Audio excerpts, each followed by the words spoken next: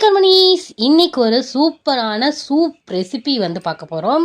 அதாவது ஆட்டுக்கால் சூப் வந்து சிம்பிள் அண்ட் டேஸ்டியாக வீட்டிலையே எப்படி நம்ம ஒரு 10 நிமிஷத்தில் செய்யலாம் அப்படின்றத பார்க்கலாம் வாங்க. ஃபர்ஸ்ட் நம்ம ஆட்டுக்கால் வாங்கிட்டு நல்லா சுத்தம் பண்ணி எடுத்துக்கலாம். அதில் மஞ்சள் தூள், உப்பு இது எல்லாமே ஆட் பண்ணி ஒரு 2-3 டைம்ஸ் நல்லா வாஷ் பண்ணி எடுத்துக்கோங்க.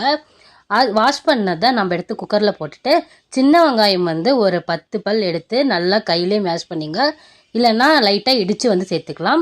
அப்புறமா ஒரு ஸ்பூன் இஞ்சி பூண்டு பேஸ்ட்டு, ஒரு 2 பச்சை மிளகாவை கையிலே நம்ம கிள்ளி சேர்த்துக்கலாம். அடுத்து நம்ம 2 தக்காளி பழம் வந்து நல்ல பழுத்த பழமாக நம்ம கட் பண்ணி இது கூடவே ஆட் பண்ணிக்கலாம். அப்புறமா கொஞ்சமாக கருவேப்பிலை போட்டுட்டு நல்ல ஒரு வாசத்துக்காக நம்ம வந்து புதினா ஒரு 3-4 இலைகள் வந்து சேர்த்துக்கலாம்.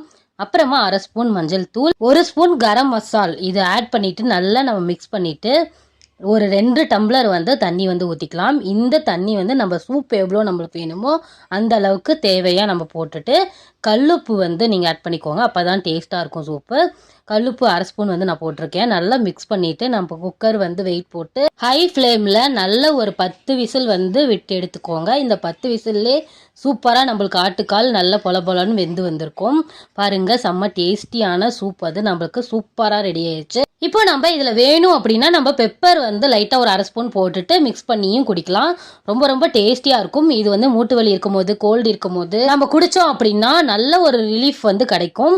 கண்டிப்பாக இதை நீங்கள் வீட்டில் ட்ரை பண்ணி பார்த்துட்டு எப்படி இருந்தது அப்படின்னு மறக்காம கமெண்ட் பண்ணுங்கள். இந்த வீடியோ பிடிச்சிருந்தா லைக் பண்ணி ஷேர் பண்ணுங்கள். பாய்.